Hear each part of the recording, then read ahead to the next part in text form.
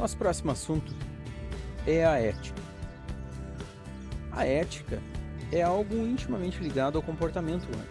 Não é possível desvincular a ética das atitudes humanas. E nós vamos conversar um pouco sobre esse assunto, que tem sido muito falado no Brasil ultimamente. Inúmeros casos têm surgido, inúmeras situações que demandam o nosso conhecimento e a nossa necessidade de cumprir, de atender aos conceitos da ética. Vamos lá.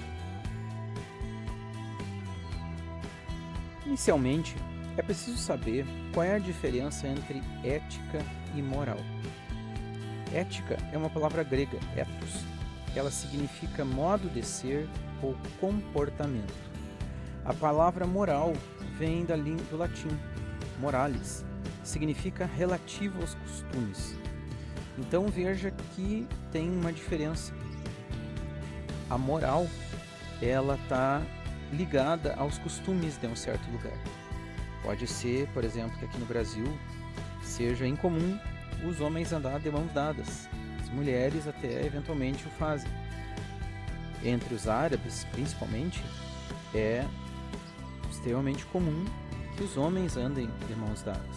E é considerado saudável e é costumeiro para eles. Então, algo que é moral num lugar pode não ser tão moral no outro. Algo que para uma comunidade parece ser certa, pode não ser certo para outro. Já o comportamento ético, o modo de ser, ele se sobrepõe à moral. Ou seja, é algo que transcende o conceito moral e define ou qualifica algo como certo ou errado. O que é ética, então? De acordo com o dicionário Aurélio, ética é o estudo dos juízos de apreciação que se refere à conduta humana suscetível de qualificação do ponto de vista do bem e do mal, seja relativamente a uma determinada sociedade, seja de modo absoluto. Ou seja, ética, teoricamente, é aquele que distingue o certo do errado, independente do local, do tempo ou da comunidade que aquele conceito se aplica. Nessa linha de raciocínio, vamos prosseguir o nosso estudo sobre moral e ética. A ética é um princípio. Moral são os aspectos, são as manifestações das condutas. A ética é algo permanente. A moral é algo temporário. Às vezes é certo, às vezes não é. Mas ética é aquilo imutável, é o valor permanente. A ética é algo universal. E a moral é algo restrito, é algo cultural. Ética é uma regra. Moral é a conduta, é a forma como aquela regra acontece. A ética, portanto, é a teoria. A moral é o acontecimento prático. E aqui nós temos uma charge falando sobre corrupto e corruptor. No primeiro quadrinho, nós podemos observar o pesquisador chegando e falando com alguém. O senhor acha que o Brasil é um país de corruptos? Não. Mas na sequência seguinte, a pessoa responde, mas aceito propina para dizer que sim. Quem é o corrupto e quem é o corruptor nessa situação? A pessoa que fez a pergunta é o corrupto? A pessoa que propôs aceitar dinheiro é o corruptor? Fica evidente, então, nesse momento, que existem, digamos assim, instantes, existem manifestações da conduta humana que distorcem determinados valores e ali, então, acontece o erro, acontece algo que desacata o conceito da ética. Um exemplo prático da aplicação da ética, entre tantos que a gente poderia citar, a Operação Greenfield, um escândalo envolvendo os fundos de pensão das estatais, que teria, está sendo investigado ainda, teria dado um prejuízo bilionário de 8 bilhões de reais aos cofres públicos. Por que, basicamente, que aconteceu esse tipo de coisa? Porque os operadores, as pessoas que tinham acesso a essas contas, as pessoas que detinham a autoridade elas fizeram algo que não deveriam, elas optaram por um caminho ruim, elas optaram por algo que elas tinham poder para decidir, então elas decidiram de forma errada. Esse é um exemplo, então, de um caso que fere o padrão ou o conceito de ética, fere o código de ética do serviço público.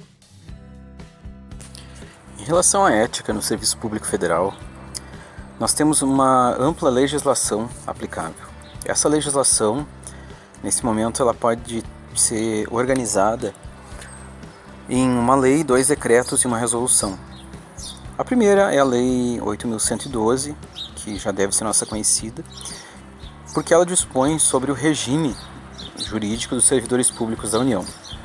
O Decreto 1171, ele aprova o Código de Ética Profissional do Servidor Público Civil do Poder Executivo Federal. O Decreto 6029, ele institui a gestão de ética para todos os órgãos do Poder Executivo Federal. E por fim, a Resolução número 10, de setembro de 2008, ela estabelece as competências da Comissão de Ética. Portanto, existe uma legislação na 8.112 que estabelece o caráter jurídico. Existe um decreto, que é o 1171, que define o Código de Ética. Existe um decreto que institui como que essa ética vai ser validada. E por fim, a resolução número 10, ela empodera algumas pessoas. Em cada órgão público é obrigatório que exista um comitê de gestão de ética. Bem, por fim, de uma forma ampla, nós temos que conhecer as regras deontológicas, que é o conjunto de princípios e regras de conduta ou deveres de uma determinada profissão. No caso dos servidores públicos civis da União, que regras são essas? Dignidade, decoro, zelo, eficácia, observe a palavra eficácia, e a consistência de princípios morais.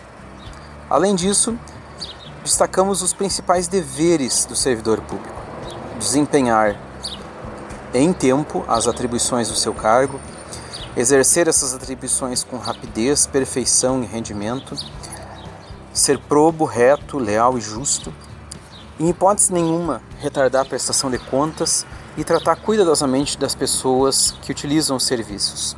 E por fim, é considerado um código de ética ter consciência de que seu trabalho é regido por princípios éticos, ou seja, eu não posso, enquanto servidor público, ignorar que o meu trabalho é regido, é determinado, é observado, se submete a um conjunto de regras éticas.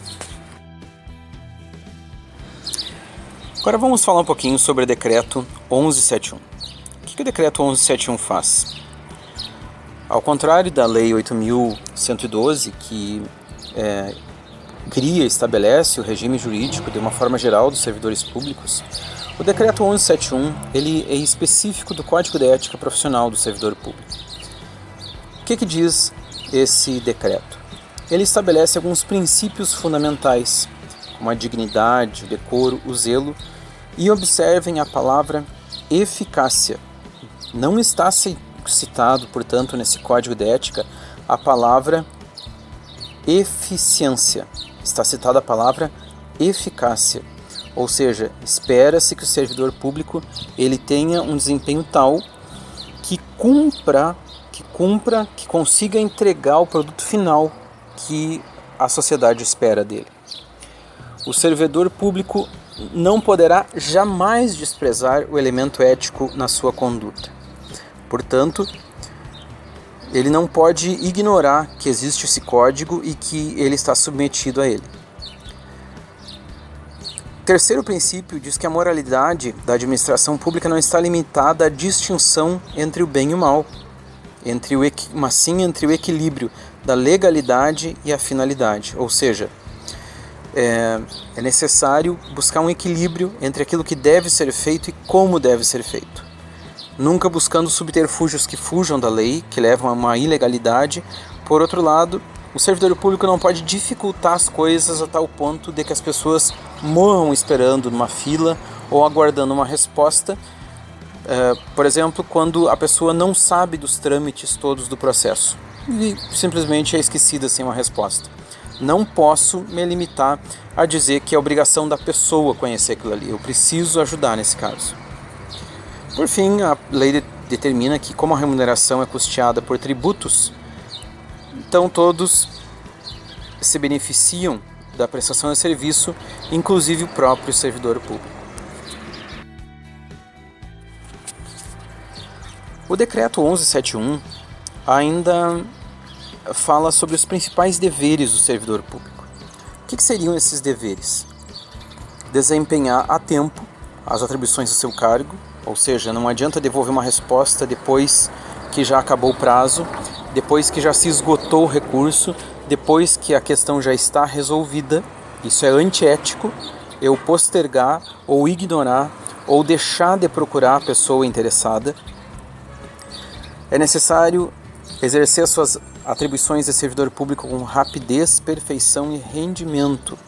Ou seja, eu não posso simplesmente pegar uma tarefa e ficar ali com ela durante um mês e dizer que eu estou fazendo e vai protelando aquilo ali. Eu preciso dar um encerramento tão rápido quanto possível àquela tarefa. Letra D. Jamais retardar a prestação de contas. É extremamente necessário que o servidor público ele dê conta de qualquer valor que ele tenha utilizado, tratar com cuidado as pessoas que utilizam o serviço público. E finalmente, na letra H, diz que o funcionário público deve ter respeito à hierarquia, porém, sem jamais ter temor de representar contra qualquer comprometimento indevido da estrutura. Ou seja, se eu sei que um superior está agindo incorretamente, se eu sei que baseado na lei, baseado naquilo que já está determinado, essa pessoa, ainda que seja um superior meu, ainda que ele seja a autoridade máxima da instituição, se ele está incorrendo um erro, cabe a cada servidor público denunciar essa atitude sob o risco de ser omisso, conivente e, portanto, participante daquele erro. Dever do funcionário público: manter-se atualizado sobre as instruções, normas de serviço e legislação pertinentes. É um dever que eu tome a iniciativa de ir atrás da legislação que me diz respeito. E é um dever, a última letra, a letra V, divulgar e informar amplamente para todos os integrantes da classe que eu pertenço sobre a existência desse código de ética, estimulando o seu integral cumprimento. Ou seja, é um dever do funcionário público difundir entre todos os seus colegas a existência desse código de ética. Agora que nós já sabemos que existe um regime jurídico, agora que nós já sabemos que existe um código de ética aprovado, agora que nós já sabemos que existe um sistema de gestão de ética instituído, e agora que nós já sabemos que existe uma comissão de ética que existe para acolher, se for o caso, as eventuais denúncias, então nós vamos conversar um pouco sobre as atitudes antiéticas. Quais são as atitudes antiéticas que podem acontecer? De uma forma resumida, existem 3 grandes grupos dessas atitudes antiéticas. Por exemplo, no caráter interpessoal. É antiético qualquer forma de humilhação pública, expor as pessoas, sejam elas colegas ou o público, a constrangimentos, desrespeito à privacidade. É antiético solicitar tarefas com prazos insuficientes que, sabidamente, não têm como ser cumpridos. O oposto também é antiético. É errado protelar tarefas propositalmente, e levando, e protelando, e prorrogando aquela tarefa. É antiético atraso proposital de pagamentos, deixar para a semana que vem, deixar para mais tarde, deixar para quando estiver mais próximo de haver um fim daquele recurso ou de uma nova liberação de verba. É antiético não cumprimento de leis trabalhistas. E é antiético o excesso de pressão ou o assédio moral. Veja, a questão da pressão ou da cobrança, ela é uma necessidade. A questão é o excesso de pressão ou assédio moral para que a pessoa se sinta coagida, obrigada a cumprir alguma coisa. Será que em algum momento nós temos visto esse tipo de atitude no nosso dia a dia? Pense sobre isso. Outra atitude antiética, muito comum, é em relação ao consumidor. Quando que isso acontece? Quando existe redução de pesos ou quantidade de produtos sem a correspondente redução nos preços. Quando o produto não é entregue, quando não é cumprido o prazo de entrega. Será que alguma vez nós já passamos por isso? Será que nós conhecemos alguém que já passou por esse tipo de coisa? É antiético vender sem ter o produto disponível, no caso dos fornecedores. Será que isso já aconteceu alguma vez? Cobrança por serviços desnecessários. Isso é muito comum nas faturas telefônicas, aparecer alguma coisa que o consumidor não pediu. Adulteração na mercadoria. Água no leite, troca da data de validade, é antiético, é errado. Publicidade enganosa, prometer coisas que o produto não traz, prometer coisas que o produto parece que faz, mas na realidade não faz. E é antiético a formação de cartel, que são aqueles grupos com cartas marcadas, são aqueles grupos que se organizam para fraudar licitações, são aqueles grupos que se organizam para entregar produtos que não condizem com a verdade. E por fim, as atitudes antiéticas no trabalho. É completamente antiético mentir sobre doenças inexistentes. É antiético aceitar suborno, presentes, favores. É antiético disseminar dúvidas infundadas sobre a gestão. Será que nós temos ouvido falar sobre isso alguma vez? É antiético incentivar a rebeldia. Rebeldia é é a resistência injustificada. São aqueles casos daquelas pessoas que se consideram donas da verdade. Rebeldia não é a crítica. Rebeldia é uma resistência injustificada. Emitir julgamentos parciais. Obstruir a justiça. É antiético substituir o profissionalismo pela amizade. Será que nós temos visto isso em algum momento em nosso meio? Será que em algum momento as pessoas têm feito coisas porque elas estão prestando um favor para um amigo ou porque aquilo é necessidade do serviço público? É antiético comprometer-se sem ter condições de cumprir aquilo que foi prometido. É antiético omitir-se sobre riscos, erros e equívocos. É antiético cumprir o horário sem cumprir as tarefas. Será que nós temos visto isso em nosso meio? Será que no local onde você trabalha, de alguma forma, isso tem acontecido?